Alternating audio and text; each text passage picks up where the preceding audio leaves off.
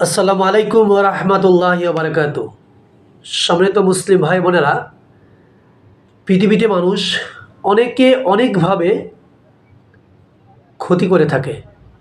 শারীরিক হোক, আর্থিক হোক, কোনো ধন সম্পদের হোক, কোনো গাছপালা দিয়ে হোক, পশু দিয়ে হোক, বিভিন্নভাবে মানুষ একে অপরের ক্ষতি করার চেষ্টা করে, ক্ষতি করে থাকে। তবে এই ক্ষতি করার ফলে আল্লাহ যে তাকে ক্ষতি করবেন এ বিষয়ে রাসূল সাল্লাল্লাহু আলাইহি ওয়াসাল্লামের স্পষ্ট হাদিস আমরা জেনে নেব ইনশাআল্লাহ। তো আসুন আমরা এ বিষয়ে একটা হাদিস জানি। রাসূল সাল্লাল্লাহু আলাইহি ওয়াসাল্লাম বলেছেন, যে ব্যক্তি অন্য কারোর ক্ষতি সাধন করে আল্লাহ তাআলা তা দিয়েই তার ক্ষতি সাধন করেন। যে যাকে যা দিয়ে ক্ষতি করবেন, অর্থে দিয়ে ক্ষতি করলে আল্লাহ তাকে অর্থের ক্ষতি করবেন।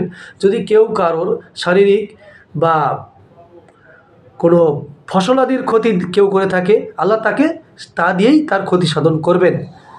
একই হাদিসে, যে ব্যক্তি অন্যকে কষ্ট দেয় আল্লাহ তাআলা তাকে কষ্টের মধ্যে ফেলেন। এজন্য হাদিসটি তিরমিজি 1940 নম্বর হাদিস।